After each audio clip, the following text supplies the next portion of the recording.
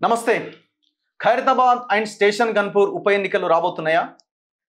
So situation చూస్తుంటే అదే కనిపిస్తున్నది. ఎందుకంటే స్పీకర్కి ఇంకొక 3 వారాల సమయం మాత్రమే ఉన్నది నిర్ణయం తీసుకోవడానికి. సరే, ఈ మధ్యలో సుప్రీంకోర్టు చీఫ్ జస్టిస్ మారారు. బట్ అంతకంటే వేరే రకమైనటువంటి అంతకు వ్యతిరేక నిర్ణయం ఉంటుంది, సుప్రీంకోర్టు ఇంకో రకంగా మాట్లాడుతానైతే అనుకోలేము. సో 4 వారాలు గడువు ఇచ్చింది. 4 వారాల లోపుగా మీరు నిర్ణయం తీసుకోవాలి అని చెప్పింది. మొత్తం 10 మందికి సంబంధించి. అందులో 8 మందిది ఒక లెక్క, ఈ ఇద్దరిది ఒక లెక్క. ఎందుకంటే వీళ్ళిద్దరు టెక్నికల్గా పార్టీ మారారని ప్రూవ్ అవుతున్నది. వాళ్ళది కూడా టెక్నికలే, బట్ లూప్ హోల్స్ ఆధారంగా వాళ్ళు కొంత బయటపడడానికి అవకాశాలు కనిపిస్తున్నాయి. సో ఈ పరిస్థితుల్లో మరి ఈ 2 ఉప ఎన్నికలు రావడానికి అవకాశాలు ఎక్కువగా కనబడుతున్నాయి. ఇప్పటికే ఖైరతాబాద్ నియోజకవర్గంలో బీఆర్ఎస్ ఇటు కాంగ్రెస్ ఎవరిని పెట్టాలి, ఏం చేయాలి అన్న ఒక డిస్కషన్స్ కూడా స్టార్ట్ అయినాయి. సో కాబట్టి అండ్ దానం నాగేందర్ అండ్ కడియం శ్రీహరి స్పీకర్ని కొంత సమయం అడుగుతున్నట్టుగా వార్తలు వస్తున్నాయి. అంటే మాకు కొంత సమయం ఇవ్వండి, మేము రెస్పాండ్ అవుతామని. వీళ్ళు సమయం అడిగేది ఎక్కడిది? స్పీకర్కే సమయం లేదు. 4 వారాల సమయమే ఉంది. 4 వారాలు ఒక వారం అయిపోయింది. సో ఆయనకే సమయం లేనప్పుడు వీళ్ళు సమయం అడిగి ఎంత సమయం తీసుకోగలుగుతారు? మహా అయితే ఇంకొక 2 వారాలు ఏమైనా డ్రాగ్ చేస్తే చేయొచ్చు. ఇంకా అంతకుమించి చేయడానికి అవకాశం కనబడట్లేదు. సుప్రీంకోర్టు ఇదే నిర్ణయంతో కట్టుబడి, ఇదే నిర్ణయం మీద సుప్రీంకోర్టు కనుక ఉంటే ఒకసారి మనం డిస్కస్ చేద్దాం. ఒకవేళ ఆ బై ఎలక్షన్ వస్తే సిచ్యువేషన్ ఏంటి, ఎవరికి టికెట్ ఇస్తే ఆ పార్టీలో గెలవగలుగుతాయి, బలాలు ఏంటి, బలహీనతలు ఏంటి, జూబ్లీహిల్స్ ఎఫెక్ట్ ఎంతవరకు ఉంటుంది, ఇవన్నీ ఒకసారి మనం మాట్లాడదాం. నా ముందు పొలిటికల్ అనలిస్ట్ కట్టా కార్తీక్ ఉన్నారు. కార్తీక్ నమస్తే అన్న. నమస్తే, ఎట్లా ఉన్నావు? బాగున్నానన్న. ఏం జరుగుతున్నది? జూబ్లీహిల్స్ అంటున్నా, ఖైరతాబాద్ అండ్ స్టేషన్ గన్పూర్ వస్తాయని మీరు అనుకుంటున్నారా బై ఎలక్షన్స్? ఖచ్చితంగా వస్తాయని భావిస్తాను నేనైతే. ఓకే, ఆ రోజు కూడా చెప్పాను, జూబ్లీహిల్స్ ఫలితాల రోజు కూడా. నా అంచనా ఏంటంటే ఇప్పటి వరకు 4 ఎలక్షన్స్, ఇప్పుడు 2 ఏమో జరిగిపోయినాయి, 2 ఏమో జరగాల్సినవి. ఆ రెండింటికి ఈ రెండింటికి చాలా తేడా ఉంది. ఆ 2 ఏమో అక్కడ ఉన్న ఎమ్మెల్యేలు చనిపోవటం వల్ల వచ్చిన ఎలక్షన్స్, దానికి ఉండేటువంటి లెక్క వేరు. ఇప్పుడు ఈ 2 ఏమో ఎమ్మెల్యేలు పార్టీ మారటం వల్ల వస్తున్న ఎలక్షన్స్. అవును. కానీ నేను చెప్పదలుచుకున్నటువంటి పాయింట్ ఏంటి అన్న, ప్రజలు చేత కాకుండా ఖాళీగా కూర్చుంటే, ప్రజలు ప్రశ్నించడం మానేస్తే, ప్రజలు నోరు మూసుకుంటే, ప్రజల్ని నాయకులు ఎలా మోసం చేస్తారు అంటానికి ఈ 10 మంది నా కళ్ళ ముందు కనపడుతున్నారు. వీళ్ళు పార్టీ మారింది నిజం, మీకు ఏమన్నా భిన్నాభిప్రాయం ఉందా? లేదు లేదు, 100% 10 మంది పార్టీ మారిండ్రు. ప్రజల కళ్ళ ముందే ఇదంతా జరిగింది 100%. కానీ మారలేదు, మేము కప్పుకుంది జాతీయ కండవాళ్ళు, మేము కప్పుకుంది దేవుడి కండవాళ్ళని బుకాయిస్తున్నారు, అబద్ధాలు ఆడుతున్నారంటే వాళ్ళు చట్టాలు చేసే శాసనసభలో ఉండాల్సినటువంటి వ్యక్తులు అనేది నా పాయింట్. జనం క్వశ్చన్ చేయలేకపోతున్నారే అనేది నా పాయింట్. ఇక్కడ 10 మందిని టార్గెట్ చేయటమో, ఆ 10 మంది తీసుకున్న పార్టీని టార్గెట్ చేయటమో నా ఉద్దేశం కాదన్న. కానీ ఏదో కాడ ఫుల్ స్టాప్ ఉండాలిగా. ప్రజలు తెలంగాణ వచ్చినప్పటి నుంచి పదే మోసపోతున్నారు పార్టీ ఫిరాయింపుల విషయంలో. అందులో కాంగ్రెస్ పార్టీ గతంలో చావుడప్పుడు కొట్టింది పార్టీ మారిన వాళ్ళ విషయంలో. రాహుల్ గాంధీ రాజ్యాంగం పట్టుకొని తిరుగుతున్నాడు, పార్టీ మారగానే ఇమ్మీడియట్ గా అతను పదవి పోవాలని డిమాండ్ చేస్తున్నాడు. మరి ఇక్కడ కాంగ్రెస్ పార్టీ అధికారంలో ఉండి ఏం చేస్తుంది? ఆ ఎమ్మెల్యేలను దాచుకునే ప్రయత్నం చేస్తుంది, అబద్ధాలు ఆడిచ్చే ప్రయత్నం చేస్తుంది. వాళ్ళు అబద్ధాలు ఆడుతున్నారు. ఎంత దారుణం, ఎంత మోసం! అంటే ప్రజల కళ్ళ ముందే పార్టీ మారారు, ప్రజల కళ్ళ ముందే అబద్ధాలు ఆడుతున్నారు. ఎందుకంటే ప్రజలంటే చులకన భావం. ప్రజలు ఏమీ చెయ్యలేదురే, ఈ ప్రజాస్వామ్యం మమ్మల్ని ఏమి చేయలేదురే అనేటువంటి వాదన. వీళ్ళకేమన్నా నిజంగా కాంగ్రెస్ పార్టీ అంటే ప్రేమతోనో చిత్తశుద్ధితోనో కాంగ్రెస్ సిద్ధాంతం మీద నమ్మకంతో వచ్చిన వాళ్ళు కాదు. ఇవాళ ఇక్కడ అధికారం ఉంది కాబట్టి వచ్చారు.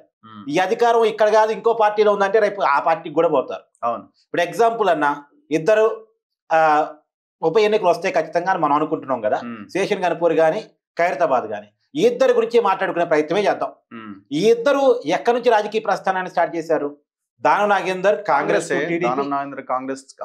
టీడీపీ, తర్వాత బీఆర్ఎస్, ఇప్పుడు మళ్ళా కాంగ్రెస్. అవును. ఒక బీజేపీలోకి పోయినట్టు లేడు. తర్వాత కడియం శ్రీహరి, ఆయన టీడీపీకి సీనియర్ నాయకుడు, ఉమ్మడి రాష్ట్రంలో మంత్రిగా పనిచేసిన వ్యక్తి. తర్వాత బీఆర్ఎస్, ఇప్పుడు కాంగ్రెస్. అంటే ఎన్ని పార్టీలు ఉంటే అన్ని పార్టీలు మార్చేస్తారు. మార్చడం తప్పు అని కూడా నేను అన్ను. ఒకే రాజకీయ సిద్ధాంతానికి కట్టుబడి ఉండాలని కూడా అన్ను. వాళ్ళ అభిప్రాయాలు మారొచ్చు పరిస్థితులను బట్టి. కానీ అది ప్రజలకు చెప్పగలగాలి, ప్రజల్ని కన్విన్స్ చేసుకొని ఈ పరిస్థితుల్లో మారాను అని చెప్పగలగాలి. అలా చెప్పలేనివాడు నాయకుడు ఎట్టవుతాడు? అబద్ధాలు ఆడి బుకాయించేవాడు నాయకుడు ఎట్టవుతాడు? ఎమ్మెల్యే అంటే అన్న చట్టాలు చేసే శాసనసభలో ఉండే వ్యక్తి, ఇవాళ మన్ని పాలించే వ్యక్తి అబద్ధాలు కళ్ళ ముందు ఆడుతూ ఉంటే, నాటకాలు ఆడుతూ ఉంటే, డ్రామాలు ఆడుతూ ఉంటే, ప్రజలు మోసం చేస్తూ ఉంటే ఇక మనం ఎవరికి చెప్పుకోవాలి? అంతిమంగా మనం ఎవరైనా మోసం చేస్తుంటే ఆ మోసానికి వ్యతిరేకంగా చట్టం కావాలని మనం ఎమ్మెల్యేని అడుగుతాం, న్యాయం చేయమని అడుగుతాం. కానీ ఆ ఎమ్మెల్యేనే మోసం చేస్తూ ఉంటే, ఆ ఎమ్మెల్యేనే అబద్ధాలు ఆడుతూ ఉంటే, ఏ ప్రజాస్వామ్యాన్ని రక్షించాలో ఆ ప్రజాస్వామ్యాన్ని మన కళ్ళ ముందే కూని చేసి పడేస్తుంటే మనకి చేతగానితనం ఇలా చేస్తుంది. ఇంకా ఎన్నాళ్ళు భరించాలి అని నా పాయింట్. ఈ 10 మందికి 10 మంది రాజీనామా చేయాల్సిందే. రాజీనామా చేయాలి, లేకపోతే వేట్ అన్న వేయాలి. వేట్ అన్న వేయాలి. ఏనా స్పీకర్ గారు ఎన్నాళ్ళు డెసిషన్ తీసుకున్నాను పెండింగ్? అవును, ఎప్పుడు అనవసరం పెట్టి అసలు ఇచ్చే పార్టీకి అరవతుందా లేదా అది వేరే చర్చ. మొన్న ఆయన రాధాకృష్ణ ఒక ఆర్టికల్ రాసిండు ఏమని, ఇట్లా సుప్రీంకోర్టు అరగెన్సీ కనబడుతున్నది అని.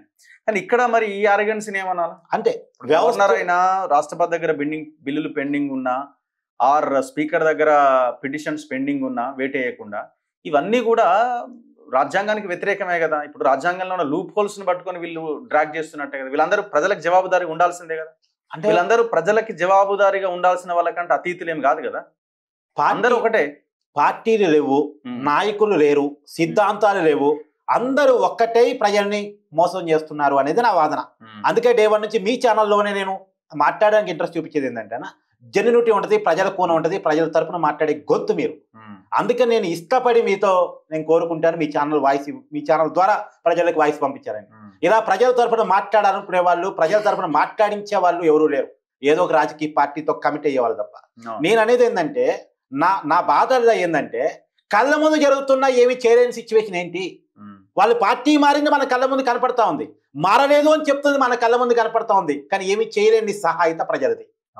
ఇంత దుర్మార్గమా కళ్ళ ముందు? నేను అనేది ఏంటంటే, మీరు అన్నది కరెక్ట్. గవర్నర్ గారు బిల్లులు పెండింగ్ పెడుతున్నారు. ఎవరు గవర్నర్ అసలు? ఎవరు గవర్నరు అంటే మీరు అంతే కదా. ఎవరు గవర్నర్ అంటే ప్రజలు. ఇప్పుడు ఆయనకు వచ్చే జీతం కూడా ప్రజల జీతమే, ఎవరికి వచ్చిన జీతం కూడా ప్రజలకు వచ్చే జీతం. సరే, ఆ జీతం ఎక్కడి నుంచైనా రాని అన్న, ఆయన ప్రజలు నియమిస్తున్నారా? ప్రజలకు ఆయన జవాబుదారీగా ఉంటాడా? ప్రజలకు జవాబుదారీగా ఉండే చట్టసభలు మాత్రమే. చట్టసభలే ఫైనల్ కావాలి. చట్టసభ నిర్ణయించింది ఆటోమేటిక్ గా ఫైనల్ కావాలి. సంతకం పెట్టడానికి ఫార్మాలిటీగా ఉంటే నాకు అభ్యంతరం లేదు, కానీ అతనే నిర్ణయాధికారిగా ఉంటే మాత్రం చాలా ఇబ్బంది. తప్పైనా ఒప్పైనా చట్టసభలో పోవాలి. అది వేరే సబ్జెక్టు. మనం ఆ చట్టసభల్లో ఉండే వాళ్ళు నిజాయితీగా ఉండాలి. ఆ నిజాయితీ లేకపోతే ప్రజలు నిలదీసే పరిస్థితులు ఉండాలి. ప్రజలను చైతన్యం చేసే పాయింట్ నుంచి దాని నుంచి మాట్లాడుతున్నాం. అయితే నేను అనేది ఏంటంటే, ఖైరతాబాద్ నేను అనుకోవటం దానం నాగేంద్ర గారు లేదు శేషన్ గన్పూర్ కడియం శ్రీ గారు వీళ్ళిద్దరూ రాజీనామా చేయబోతున్నారు. ఎందుకంటే వేరే ఆప్షన్ లేదు, వాళ్ళకి ఆప్షన్ లేదు. ఆప్షన్ ఉంటే తప్పించుకునేటోళ్ళే కానీ ఆప్షన్ లేదు. ఎందుకంటే టెక్నికల్ గా దొరికిపోయారు. బీఆర్ఎస్ పార్టీ బీపా మీద పోటీ చేసి ఎమ్మెల్యేగా గెలిచిన దానం నాగేంద్ర గారు కాంగ్రెస్ లోక్సభ అభ్యర్థిగా సికింద్రాబాద్ నుంచి మన పార్లమెంట్ ఎన్నికల్లో పోటీ చేశారు కాబట్టి ఇక టెక్నికల్ గా దొరికిపోయారే. తర్వాత వాళ్ళ బిడ్డ తరపున కాంగ్రెస్ కండువా కప్పుకొని ప్రచారం చేశారు. వాళ్ళ బిడ్డ నామినేషన్ లో సంతకం పెట్టారు కాబట్టి కడియం శ్రీగారి గారు కూడా టెక్నికల్ గా దొరికిపోయారు. వీళ్ళిద్దరూ స్పీకర్ గారు అనర్హత వేటు వేయటమా, లేదు వాళ్ళే రాజీనామా చేయటమా? రాజీనామా తప్ప ఆప్షన్ లేదు. ఎందుకంటే వేట్ వేస్తే మళ్ళీ 6 ఏళ్ల దాకా పోటీ చేసే అవకాశం ఉండదని ఏదో అంటున్నారు కదా. అదేం లేదు, ఏం లేదా? అదేం లేదు నాకు తెలిసి. అయితే కాకపోతే ఏంటంటే, ప్రజల ముందు చులకన అవుతారు. నీ పదవి పోతే వచ్చావు, నీ పదవి పోతే వచ్చిన ఎన్నిక అంటారు. అదే నేను పార్టీ మారాను, కొద్ది లేట్ అయినా రాజీనామా చేస్తున్నాను, ఈ కారణాలు ఇచ్చా మారాను, కేసీఆర్ అంటే ఇలా ఉండటం వల్ల కేటీఆర్ చెప్పుకోవడానికి ఒక పాయింట్ దొరుకుతుంది, ఏదో పాయింట్ చెప్పుకొని ప్రజాన్ని కన్విన్స్ చేసుకోవడానికి ఉంటుంది. సో రాజీనామా చేసి వెళితే వాళ్ళకి కొంత ఉండేటువంటి ఎన్నిక కాబట్టి వాళ్ళు రాజీనామా చేయబోతున్నారు అనేది నాకున్న సమాచారం. కానీ ఎందుకు రాజీనామా లేట్ అవుతుందంటే, వీళ్ళకి కొన్ని డిమాండ్లు ఉన్నాయి. ఇప్పుడు దానం నాగేందర్ ఎగ్జాంపుల్.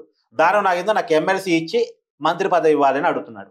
ఎందుకంటే ఇష్టం లేకుండా లోక్సభ అభ్యర్థిగా పోటీ చేశాడు సికింద్రాబాద్ నుంచి. అసలు ఏమాత్రం ఇష్టం లేదు దాన్ని పోటీ లేదు. అది పెద్ద స్టోరీ అది. బొంతు రామ్మోహన్ రావాలని అడిగాడు అసలు. యాక్చువల్ గా వీళ్ళిద్దరు కూడా మాట్లాడుకున్నారు. దానం నాగేందర్ బొంతు రామ్మోహన్ కూడా మాట్లాడుకొని, నువ్వే పోటీ చేయి నాకు వద్ది సీటు అని దానం నాగేందర్ బొంతు రామ్మోహన్ కూడా చెప్పిన సందర్భాలు ఉన్నాయి. ప్రచార రథాలు ఇంటి ముందు 10 రోజులుగా పెట్టుకున్నాడు ఆయన ప్రచారం చేయకుండా. అంటే యాక్చువల్గా దానం నాగేందర్ ఫస్ట్ పెట్టిన డిమాండ్ ఏంటంటే, వాళ్ళ అల్లుడు ఎవరో మొత్తానికి సికింద్రాబాద్ ఎంపీకి పోటీ అంటే రాజకీయాల్లో పరిచయం చేద్దామని అనుకున్నాడు. దానికి ఓకే చెప్పుకుని మీరే పోటీ చేయమని కాంగ్రెస్ ఫోర్స్ చేశారు. ఆ టైంలో బొంతు రామ్మోహన్ నువ్వే పోటీ చేయి అని చెప్పేసి కూడా అన్నట్టున్నారు మీరు అన్నట్టు. సరే, మొత్తానికి దానం నాగేందర్నే ఫోర్స్ చేసి పోటీ చేయించారు. దానివల్లే నేను దొరికిపోయాను, మిగతా వాళ్ళ ఇబ్బంది లేకపోయా అనేది దానం నాగేందర్. ఇప్పుడు ఏమంటాడు, నాకు మంత్రి పదవి ఇవ్వాలని కొడుతున్నాడు ఆయన. అయితే ఆయన అడిగేదేమో ఎమ్మెల్సీ ఇచ్చి మంత్రి పదవి ఇవ్వండి, మీరు ఎవరైనా పోటీలో పెట్టుకుని నేను గెలిపించడానికి ప్రయత్నం చేస్తా అంటాడు. పార్టీ అనేది ఏంది, నువ్వే పోటీ చెయ్యి, లేదా పారిపోయినావు అంటారు, ఇంకోటి అంటారు. నువ్వే పోటీ చేయి, గెలిస్తే మంత్రి పదవి ఇస్తావు అనేది పార్టీ నుంచి వస్తున్నటువంటి వర్షన్గా నాకు తెలుస్తుంది. సో మొత్తానికి మంత్రి పదవి ఇవ్వడానికి ఒప్పుకున్నారట దానం నాగేందర్కి. ఒప్పుకున్నారనే తెలుస్తుంది. అంటే హైదరాబాద్ లో కూడా వాళ్ళకి మినిస్టర్ ఎవరు లేరు కదా. అందులో బీసీ క్యాండిడేట్ సీనియర్ నాయకుడు. మంత్రి పదవికి ఒప్పుకుంటే మరి ఆయనే పోటీ చేస్తాడా? విజయారెడ్డి కూడా లైన్ లో ఉంది కదా. ఇక్కడ అదే చర్చ నడుస్తుంది. ఇప్పటికీ ఉన్న కన్ఫ్యూజన్ ఏంటంటే ఆయన రాజీనామా చేసేలోపు ఇవన్నీ తేరాలి. వాస్తవానికి ఆయన పార్టీ అనేదేమో నువ్వే గెలువు మంత్రి పదవి ఇస్తామని, ఓడిపోతే పరిస్థితి ఏందన్న దాని నాగేంద్ర క్వశ్చన్. రిస్క్ కదా. ఇప్పుడు హైదరాబాద్ లో కాంగ్రెస్ బలం తక్కువ, ఏదో జూబ్లీహిల్స్ లో గెలిచారు, ఆ ఊపు ఉంది. అది దానం నాగేంద్ర బలం మీద గెలవాల్సింది. అక్కడ నవీన్ యాదవ్ బలం మీద ఎట్ట గెలిచారో దానం నాగేంద్రకి అంతా కొంత ఓట్ బ్యాక్ ఉంది. వాస్తవానికి ఆయనకి బస్తీలో పట్టే ఉంది. కాకపోతే ఏమో ఒక భయం దానం నాగేంద్రలో. మన లోక్సభలో ఏమైందో చూశారు కదా. ఆయనకి బై ఎలక్షన్ సెంటిమెంట్ కూడా ఒకటి ఉంది. బై ఎలక్షన్ సెంటిమెంట్ కూడా 2004లో ఆయన కాంగ్రెస్ టికెట్ ఇవ్వకపోతే టీడీపీ నుంచి గెలిచిండు. ఆసిఫ్ నగర్ నియోజకవర్గం. అప్పుడు టీడీపీ నుంచి పోటీ చేసి టీడీపీ నుంచి గెలిచిండు. జనరల్ ఎలక్షన్ లో గెలిచిండు. రాజశేఖర రెడ్డి గవర్నమెంట్ వచ్చింది, కాంగ్రెస్ వచ్చింది. దాని తర్వాత అరే కాంగ్రెస్ గెలిచింది, నేను ముందు నుంచి కాంగ్రెస్ రాజశేఖర రెడ్డి రాజీనామా చేయించి మళ్ళీ బై ఎలక్షన్ లకు పోతే ఓడిపోయిండు.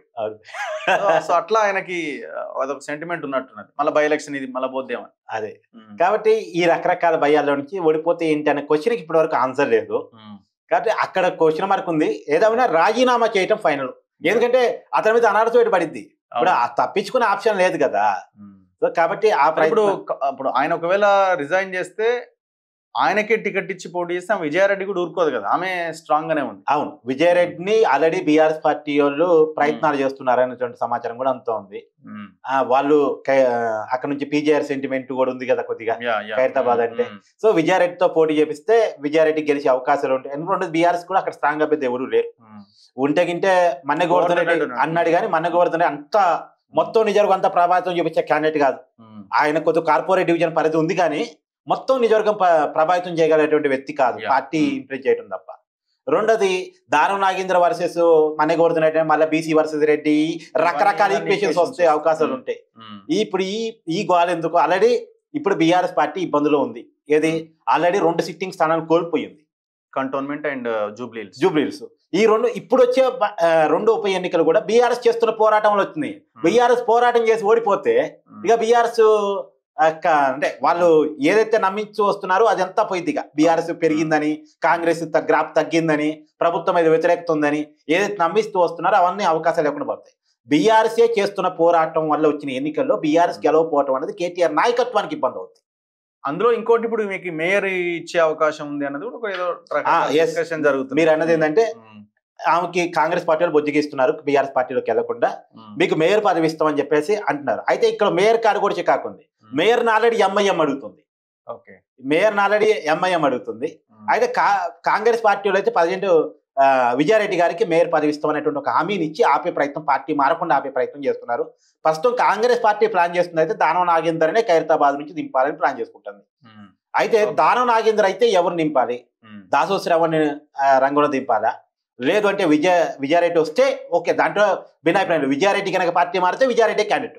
విజయారెడ్డి మారకపోతే ఏంటి? మన్నె గోవర్ధన్ రెడ్డి, దాసో శ్రవణ, లేదు పీజీఆర్ కుమారుడు విష్ణువర్ధన్ రెడ్డి కూడా కాంపిటేటర్ గా ఉన్నాడు. అతను కూడా గతంలో కేటీఆర్ ఏదో హామీ ఇచ్చున్నాడు. కాబట్టి ఇలా రకరకాల క్యాలిక్యులేషన్స్ ఉన్నాయి. ఏదైనా ఇంకా టైం ఉంది. వీళ్ళు రాజీనామా చేసిన ఏప్రిల్ వరకు ఎన్నికలు రావు. అందులో బీజేపీ కూడా కొంత స్ట్రాంగ్ ఉంటది. ఇక్కడ చింతా రామచంద్ర 2014 లో అక్కడ ఎమ్మెల్యే. అవును, అతను వ్యక్తిగా కూడా స్ట్రాంగ్. అప్పుడు టీడీపీ అలయన్స్ ఉండొచ్చు. ఉమ్మడి ఆంధ్రప్రదేశ్ డివైడ్ అయిన తర్వాత వెంటనే వచ్చిన ఎలక్షన్ కాబట్టి టీడీపీ బలం కూడా అప్పుడు బలంగా ఉపయోగపడ్డది వాళ్ళకి. సరే, ఎంతున్నా స్ట్రాంగ్ గానే ఉన్నారు వాళ్ళు అక్కడ. అంత ఈజీగా ఇంకోటి ఉందన్న, ట్రయాంగిల్ ఫైట్. జూబ్లీహిల్స్ లోనేమో మాస్ ఎక్కువ, మైనార్టీ ఎక్కువ. అవును. ఖైరతాబాద్ లోనేమో క్లాసు ఉంది, మాస్ ఉంది. అవును, క్లాస్ కూడా చాలా పెద్ద ఎత్తున ఉంది. కాబట్టి మనం మామూలుగా జూబ్లీహిల్స్ లో క్లాస్ అనుకుంటాం, ఖైరతాబాద్ లో క్లాస్ ఎక్కువ. సో ఆ class vote bank mostly BJP connect అయ్యే ఓట్ బ్యాంకు. చింతా రామచంద్ర రెడ్డి వాళ్ళు కనెక్టివ్ గా ఉంటాడు. సో మీరు అన్నట్టు ట్రయాంగిల్ ఫైట్ ఉంటుంది. సో అక్కడ క్లాస్ ఓటర్స్ ని బీజేపీ ఎక్కువగా చీరిస్తే బీఆర్ఎస్ కి నష్టం. అదంతా కాంగ్రెస్ పడే ఓటు బ్యాంకు కాదు, అయితే బీఆర్ఎస్ కి లేదా బీజేపీకి పడే ఓటు బ్యాంకు. బీజేపీ ఏ మేరకు ప్రభావం చూపిస్తే ఆ మేరకు బీఆర్ఎస్ కి నష్టం మళ్ళీ అక్కడ. సో ఏదైనా అభ్యర్థులు తేరిన తర్వాత కానీ మనం మాట్లాడలేం. చూడాలి మరి బై ఎలక్షన్స్. రూరల్ అంటే స్టేషన్ కనుపూర్ రూరల్ అవుతుంది. అది మాత్రం గెలవటానికి కాంగ్రెస్ పార్టీ స్కోప్ ఉంది. కడియం శ్రీ గారికి అవకాశం ఉంది. కానీ శ్రీగారి ముందు అక్కడ రాజయ్య మీద రకరకాల ఆరోపణలు గతం నుంచి ఉన్నాయి.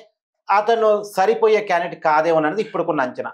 ఇక మరి బీఆర్ఎస్ పార్టీ భారం మీద పెరిగితే చెప్పలేం, కానీ ఇప్పటికైతే అక్కడ కడియం శ్రీగారికి అవకాశం ఉంది మనకున్న అంచనా. ఏదైనా ఇబ్బంది ఉందంటే దానం నాగేందర్ విషయంలోనే. అది కూడా ఇప్పుడు జూబ్లీహిల్స్ ఎఫెక్ట్ ఏమైనా ఉంటుందా ఎలక్షన్స్ మీద? అంటే ఖచ్చితంగా ఉంటుంది, ఉండదు అంటే అనుకుండదు. అందులో ఖైరతాబాద్ మీద ఉంటుంది. ఎందుకంటే రెండు పక్క పక్కనే జరుగుతారు. రెండు కొన్ని ఓట్ బ్యాంక్ ఖైరతాబాద్, ఇప్పుడు సోమాజీ కూడా ఉందన్న, ఒక బెల్ట్ ఏమో జూబ్లీహిల్స్కి వచ్చింది, ఇంకో బెల్ట్ ఏమో ఖైరతాబాద్కి పోయింది. సో ఇట్లాంటి ఎఫెక్ట్ ఉంది. సహజంగా ఎప్పుడైనా బై ఎలక్షన్ అధికార పార్టీ కొంత అడ్వాంటేజ్ గా ఉంటుంది. కాకపోతే బీఆర్ఎస్ పార్టీ ఏం క్లెయిమ్ చేసుకుంటుంది, మా పార్టీలో గెలిచి వెళ్ళారు, మా పార్టీలో గెలిచి పార్టీ మారారు అనేటువంటిది క్లెయిమ్ చేసుకోవడానికి ప్రయత్నం చేస్తారు. కేటీఆర్ కొన్ని తప్పులు చేయకుండా కొంచెం మంచి లీడర్షిప్ చేస్తే మన అవకాశం ఉంటుంది. ఈసారి కేసీఆర్ రంగంలో దిగుతున్నారేమని నా అనుమానం. ఎందుకంటే తప్పని పరిస్థితి, పార్టీని బతికించుకోవాలి అంటే ఇప్పుడు ఈ రెండు గెలవాల్సిందే. మళ్ళీ చెప్తున్నా, ఇది కేవలం బీఆర్ఎస్ చేస్తున్న న్యాయ పోరాటం వల్ల వస్తున్న ఎన్నిక కాబట్టి ఖచ్చితంగా అక్కడ గెలిపించుకోవడం బీఆర్ఎస్ అవసరం. ఇక సిటీలో కూడా బీఆర్ఎస్ గెలవకపోతే, వాళ్ళ సిట్టింగ్ స్థానాల్లో కూడా గెలవకపోతే, వాళ్ళ న్యాయ పోరాటం చేయటం వల్ల వచ్చినటువంటి ఉప ఎన్నికల్లో కూడా గెలవకపోతే అవకాశం లేదు. బీఆర్ఎస్ పార్టీకి చాలా ఇబ్బందికరమైన పరిస్థితులు వస్తాయి. Anyway, thank you very much Karthik. చూద్దాం ఏం జరుగుద్ది అన్నది. సో ఏదేమైనా ఎలక్షన్ రాబోయే అవకాశాలు 99% పైగా కనబడుతున్నాయి. ఇంకేదైనా అద్భుతం జరిగింది, ఎందుకంటే సిజేఐ మారిండు, ఇట్లా కూడా జరుగుతున్నది చర్చ. చీఫ్ జస్టిస్ మారిండు, మరి ఏమన్నా మళ్ళీ ఈ జడ్జి ఆలోచన ఏమన్నా వేరేగా ఉండే అవకాశం ఉందా, లేకపోతే డ్రాగన్ అయ్యే అవకాశం ఉందా? ఒకవేళ డ్రాగన్ అయితే మొత్తం బీఆర్ఎస్ ఎమ్మెల్యేలు అంతా కాంగ్రెస్ లోకి వస్తే ఎలక్షన్ ఉండదు కదా. ఇట్లా రకరకాలుగా మాట్లాడుకుంటున్నారు. సరే, ఆ 1% లో ఏదైనా ఉండొచ్చేమో, కానీ 99% మాత్రం జరగడానికి అవకాశం ఉన్నది. వాళ్ళకి ఆప్షన్ లేదు. ఆల్రెడీ డిస్కషన్ జరుగుతున్నది. ఇప్పుడు నా ఇంతకుముందు మన్నె గోవర్ధన్ రెడ్డి కూడా నా ఇంటర్వ్యూలో మాట్లాడుతూ, లేదు డిసైడెడ్, కేసీఆర్ నాకు చెప్పిండు, మేము ఆల్రెడీ ముఖ్య ప్రతినిధుల మీటింగ్లు పెట్టుకుంటున్నాం, అధికార ప్రతినిధుల సమావేశాలు జరుగుతున్నాయి, బీఆర్ఎస్ మాత్రం సిద్ధంగా బూత్ కమిటీ మీటింగ్స్ జరుగుతున్నాయని ఆయన చెప్పడం జరిగింది. సో ఓవరాల్ గా అన్ని పార్టీలు సిద్ధంగా ఉన్నట్టే కనబడుతున్నది. అనివార్యంగా చాలా దారుణంగా వచ్చిన ఎలక్షన్ కిందనే చూడాలి దీన్ని, దాంట్లో డౌట్ లేదు. ఎందుకంటే బాగా అధికారం కోసం ఉండలేక, ప్రతిపక్ష పార్టీలో ఉండలేక తీసుకొచ్చిన ఎలక్షన్ కిందనే ఇది కనబడుతున్నది. చూస్తూనే ఉండండి మన తొలి వెలుగు.